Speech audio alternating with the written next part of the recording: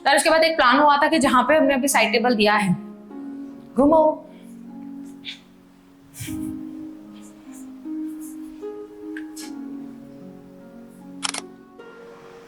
Fix कर दिया, ठीक है। चिमनी पैनल दिया है,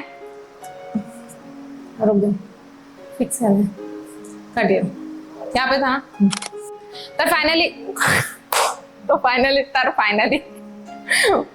तो फाइनली ये हमारा पूरा 3 BHK का टूर था। इसी तरह के और प्रोजेक्ट देखने के लिए आप डायरेक्टली मुझे इंस्टा पे हेलो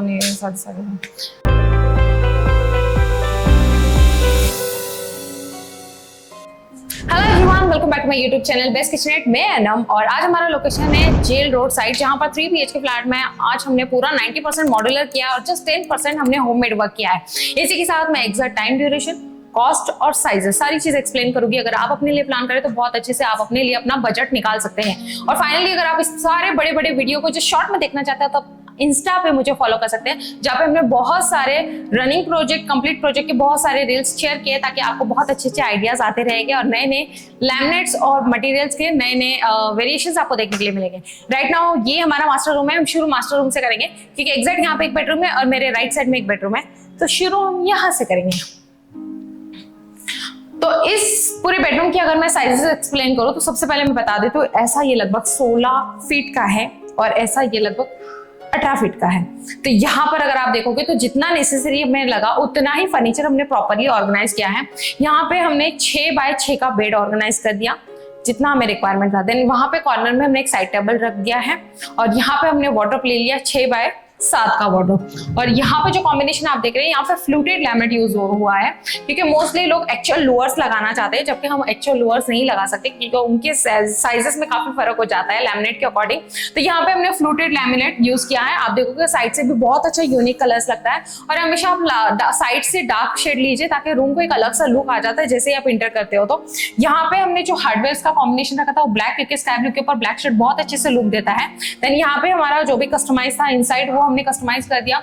जस्ट आज ही हमारे क्लाइंट के यहाँ पर कल पूजा हुई थी, तो लिविंग काफी ज्यादा बिखरा हुआ है, तो वो वाला शूट भी मैं एकदम लास्ट में शेयर करूंगी। और यहाँ पे हमारा पूरा हैंगिंग सेक्शन, क्योंकि ऑब्वियसली यहाँ पे पूरा जेंट्स वाला सेक्शन रहता है तो उनके हैंगिंग क्लोथ ज्यादा होते हैं। ये हमारे सॉफ्ट क्लोथ शटर्स। देन उसके बाद हमने साइड टेबल को जानबूझ के मूवेबल रखा है कुछ इस तरह से, आप देख रहे हैं। फ्यूचर में अगर आपको लगा तो आप पूरा बेड कॉर्नर में टच कर सकते हैं, या फिर अगर आप चाहो तो इस साइड टेबल को उस कॉर्नर में भी रख सकते हो। दोनों साइड पे आप अपने अकॉर्डिंग ट्विस्ट कर सकते हो।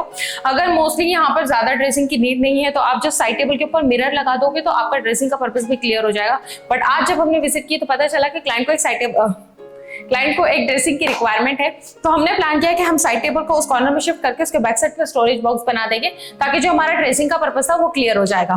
देन उसके बाद अगर मैं इसका इनसाइड व्यू दिखा दूं, आप अंदर से देख सकते हो, आपको पूरा 6 बाय 6 का बॉक्स मिल जाता है। आप बहुत ज्यादा हैवी स्टोरेज इसके अंदर स्टोर कर सकते हैं।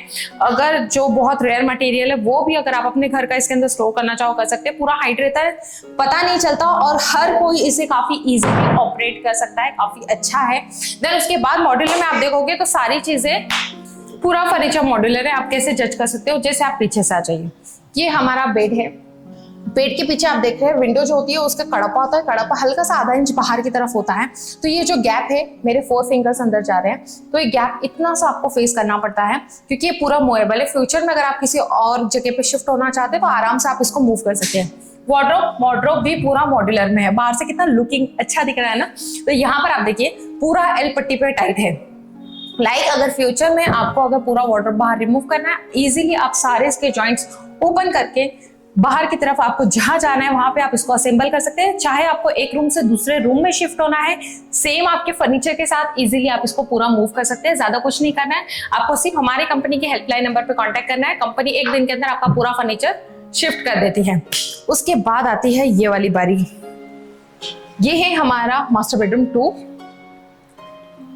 इसे मास्टर बेडरूम 2 इसलिए कह रहे हैं क्योंकि यहाँ पे स्टडी टेबल की रिक्वायरमेंट है। मोस्टली लोग स्टडी टेबल देख के बोलेंगे अरे ये तो चिल्ड्रन रूम है। नहीं, ये चिल्ड्रन रूम नहीं है, ये हमारा मास्टर रूम है जहाँ पे सिंगल एक पर्सन है हमारे। तो उनके लिए हमने बेड रेडी किया है। 4 फीट बाय 6 फीट का हमने बेड ले लिया है। यहाँ पे 6 बाय 7 का वार्डरोब ले लिया है। यहाँ का कलर कॉम्बिनेशन बहुत यूनिक है और बीच में ही सीढ़ी रखी है, तो क्योंकि यहाँ पे लाइटिंग का काम चल रहा है तो ऑब्वियसली इनको चढ़ उतरने के लिए रखी है। यहाँ पे आप देख रहे हैं इसका कॉम्बिनेशन भी बहुत क्लियर था। हमने पूरे हार्डवेयर के थीम उसके कलर के अकॉर्डिंग डिसाइड किया था। यहाँ पे डार्किश ब्लू शेड है तो उसके अकॉर्डिंग हमने जानबूझ के सारे ब्लैक हैंडल रखे क्योंकि यहाँ पे इसका कलर कुछ अलग ही आ रहा है। फिर उसके बाद अंदर का जो भी सेक्शन था हमने पूरा कस्टमाइज करके वही कर दिया है, सॉफ्ट क्लोज सिस्टम। और जो बाहर का डिजाइन देख रहे हैं हमने इसे 3D में क्रिएट किया था। 3D में हम बहुत ज्यादा कंफ्यूज हो रहे थे क्योंकि हमारे माइंड में ऑब्वियसली अगर पूरा एक घर होता है तो सबके माइंड में अपने रूम्स के लिए अलग अलग कुछ इमेजेस होते हैं, कुछ R&Ds करते हैं, देन उसके बाद गूगल पे बहुत सारी चीजें देखते हैं, तो उसके अकॉर्डिंग एक्चुअल में क्या बनाना है वो फाइनल होता है 3D से, क्योंकि 3D हम सारों की जो एक्चुअल रिक्वायरमेंट और जो नीड है उस सारी चीजों का कंसेप्ट क्लियर करता है और हमें क्या पसंद है और हमारे रूम को क्या जचेगा वो सारी चीजों में क्लियर कर देता है। देन उसके बाद मैं आपको स्टडी टेबल बता देती हूँ। ये उनका एग्जिस्टिंग फर्नीचर का एक शू रैक था जो भी राइट नाउ यहाँ पर रखा है, और ये है हमारा study table area. Study table में हमने जस्ट ऊपर बुक्स वगैरह के लिए एंड बैग्स स्टोर करने के लिए इस तरह से क्रिएट किया है। यहाँ पे जस्ट ओपन नीजेस, बार बार यूज होने वाली बुक्स आप यहाँ पर रखेंगे। देन उसके बाद जस्ट नीचे एक ट्रे आपका जो भी कीबोर्ड एंड ऑल उसके लिए, यहाँ पे जस्ट एक नॉर्मल ड्रावर, आपकी पेन पेंसिल इरेजर जो भी चीजें आपको इसमें जल्दी हड़बड़ी में लगती है वो सारी चीजें। देन नीचे आपकी बैग्स अगर आपको अंदर रखनी है तो आप रख सकते हैं। उसके बाद आप देखोगे तो बार बार पीछे की तरफ पैर टच होता है, तो हमने व्हाइट ना लेते हुए डार्क शेड लिया है ताकि अगर आप पीछे की तरफ पैर टच करोगे तो गंदा होने पर भी जल्दी शो नहीं होगा। तो पीछे आप हमेशा कोशिश कीजिए कि स्टडी टेबल का सेक्शन में बैक साइड पे आप डार्क शेड लीजिए। देन उसके बाद यहाँ पे हमने पूरा ब्लैंक रखा और ना ही किसी तरह का स्विच पॉइंट दिया है क्योंकि फ्यूचर में जरूरत पड़ सकती है कि हम इसे मूव करके, क्योंकि ये पूरा मॉड्यूलर सेक्शन है। अभी फिलहाल 19-20 लग रहा है कि जरूरत जितनी है 1-1.5 महीने के लिए यहीं पे इसका यूटिलाइज होगा। देन उसके बाद इसको अदर रूम में शिफ्ट किया जाएगा। और ये है हमारा बेडरूम 3। बेडरूम 3 में अगर आप देखोगे तो यहाँ का कलर कॉम्बिनेशन कुछ ज्यादा यूनिक है। डार्किश ग्रे, गोल्डन पट्टी और यहाँ पे व्हाइट कॉम्बिनेशन के साथ इस पूरे फर्नीचर को क्रिएट किया गया है। यहाँ पे भी जितना नेसेसरी था उतना ही लिया है। यहाँ पे हमने 6.5 बाय 6 का बेड लिया है, ऐसा लगभग कि 6.5 और 6 फीट का लिया है। देन उसके बाद एक साइड टेबल ले लिया है, जितना हमें रात के वक्त मोबाइल साइड में रखना था उस हिसाब से हमने ले लिया। देन यहाँ पे 6 बाय 7 का वार्डरोब, जैसे इसमें हमने गोल्डन टी पट्टी का कॉम्बिनेशन दिया है और जैसे आप इसका इनसाइड देखते हो तो इनसाइड वही है हमारा स्टैंडर्ड। देन उसके बाद लेकिन जो soft close system and black hardware का जो कॉम्बिनेशन बहुत ज्यादा यूनिक है। अब इस रूम में भी हमें ड्रेसिंग टेबल की रिक्वायरमेंट लगी, तो हम एक प्लान कर रहे थे कि एग्जैक्ट बेड के सामने ड्रेसिंग टेबल नहीं ले सकते क्योंकि मिरर आ जाएगा। हिडन करने के लिए जाओगे तो बहुत ज्यादा प्रॉब्लम हो जाती है कि बार बार ओपन क्लोज करके उसको एक्सेस करना पड़ता है। तो यहाँ पे एक प्लान किया था कि ऑब्वियसली विंडो ही है तो ब्राइटनेस काफी अच्छा रहेगा। जहाँ पे हमने साइड टेबल दिया है एग्जैक्ट इसके ऊपर के पॉइंट पे हम स्टोरेज क्रिएट करेंगे कि जैसे आप रूम में आ जाओगे तो ये भी एग्जैक्ट सामने की तरफ आ जाएगा। तो इन दोनों चीजों में हम कंफर्टेबल है। एक यहाँ पे हम करेंगे जहाँ पे हमें मेन स्विच बोर्ड जो इस रूम का एक्सेस करने वाला है उसे यहाँ से हटा के ड्रेसिंग टेबल के ऊपर ट्विस्ट करना पड़ेगा। और सबसे पहला ऑप्शन ये कि इस साइड टेबल को हम ऐसे ही रहने देंगे, जस्ट इसके ऊपर एक स्टोरेज कबर्ड ऑर्गेनाइज कर देंगे जिसके अंदर हम सारा ड्रेसिंग रखेंगे। उसकी डेप्थ हम लगभग 7 से 8 इंच की ले लेंगे। अब जैसे ही हम इस रूम के बाहर निकलते हैं तो हमारे ये पूरे पैसेज के बाद इस पूरे पैसेज के बाद जैसे हम अंदर की तरफ आते हैं तो यहाँ पे आ जाता है हमारा किचन सेक्शन। तो किचन हमारा ऑलमोस्ट काफी फेवरेट रहा है, पैरेलल शेप में है क्योंकि इसका जो डार्क शेड और किचन में जितनी लाइट चाहिए थी उस अकॉर्डिंग ये बहुत ज्यादा फ्रेश लग रहा है, काफी लग्जरी लुक लग रहा है। देखते वक्त ऐसा लगता है ये एक्रेलिक है, लेकिन ये एक्रेलिक नहीं है, ये हमारा special high glossy scratch proof वाला लैमिनेट है जो कि डार्किश ब्लू शेड में है। अब इसका पूरा मैं सेक्शन एक्सप्लेन करती हूँ। देन ये हमारा मेन काउंटर है। मेन काउंटर पे हमें मोस्टली ट्रॉली यूज होती है, तो यहाँ पे जितना नेसेसरी 5 बास्केट था वो 5 बास्केट दे दिया। सारी बास्केट्स मोएबल है, इजीली निकाल के वॉश करके ड्राई करके आप रिटर्न अंदर डालोगे। इफ फ्यूचर में अगर आपकी रिक्वायरमेंट है तो आप सारी वायर बास्केट्स में मैट भी यूज कर सकते हैं ताकि अगर आप गीले बर्तन इसके अंदर स्टोर करोगे तो नीचे के बर्तन में पानी लगेगा। इन फ्यूचर अगर इसके अंदर कोई सामान आपके हाथ से गलती से गिर जाए तो नीचे के बास्केट को डर्टी नहीं करेगा, तो आप मैट यूज कर सकते हैं। सारी बास्केट्स प्लेन रखिए इस हिसाब से। एंड देन यहाँ पे कप ससर सेक्शन की सारी कप ससर और छोटी छोटी प्लेट्स आप यहाँ पे ऑर्गेनाइज कीजिए। देन उस साइड पे आप छोटे छोटे बाउल्स जो बार बार यूज होते हैं, देन छोटे छोटे मग्स जो आपको बार बार चाय पीने के वक्त कॉफी पीने के वक्त लगते हैं। उसके नीचे है थाली बास्केट। थाली बास्केट में आप ऐसे टोटल 40 थालियां बिठा सकते हो और साइड से आप जो आपके तवे है वो सारी चीजें, ट्रे है वो सारी चीजें ऑर्गेनाइज कर सकते हैं। लेडीज काफी बखूबी जानती है कि उसे इस सारी चीजों को यूटिलाइज किस तरह से करना और कितना जम के करना है। देन इस कॉर्नर में हमारा एलपीजी आ जाएगा, तो जैसे शटर देके प्लेन और यहाँ पे ऑब्वियसली हमारा सिंक एरिया है, बट यहाँ पे हमने एक पुल आउट दे दिया क्योंकि मटका हमारा पास में था और यहाँ पे भी आरओ का भी प्लान है, तो बार बार यूज होगा हमारे ग्लासेस और मग, तो वो बार बार यूज करने के लिए हमने यहाँ पे बेसिक पुल आउट ऑर्गेनाइज कर दिया। तो बार बार आप इसमें से ग्लास अपने लेकर यूज कर सकते हो, नीचे के कंपार्टमेंट को एज अ मल्टी यूज के अकॉर्डिंग आप यूज कर सकते हैं। उसके बाद हमारा सिंक एरिया तो जस्ट नॉर्मल शटर दे दिया क्योंकि सिंक के नीचे ज्यादा कुछ नहीं लेना चाहिए, उसे डस्टबिन के लिए ऑलमोस्ट कर दिया जाता है क्लियर, तो वो डस्टबिन आपका क्लियर हो जाएगा। देन उसके बाद ये कैबिनेट सेक्शन, आपके जितने भी क्रॉकरीज वगैरह है आप आराम से इसमें रख सकते हैं, और जस्ट जो छोटे छोटे बाउल्स वगैरह है जो आपको जस्ट डिस्प्ले में लगाने थे आप वैसे भी कर सकते हो। यहाँ पे हमने चिमनी पैनल दिया है, उसके बाद यहाँ पे चिमनी पैनल को कवर करके पूरा हाइड कर दिया है। देन यहाँ पे 2 शटर्स का कैबिनेट क्रिएट कर दिया है।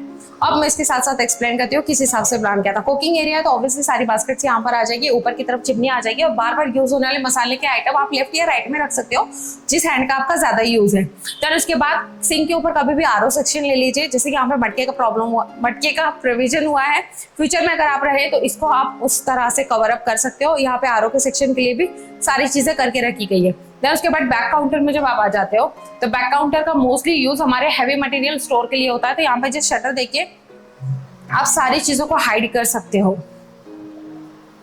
जैसे लाइक आपके जितने भी बड़े बड़े एक्स्ट्रा एलपीजीज होती है, कोठी रहती है, राइस का डिब्बा रहता है, गेहूं के बर्तन होते हैं, तो वो सारे जितना भी मटेरियल आप यहाँ पे इजीली स्टोर कर सकते हैं।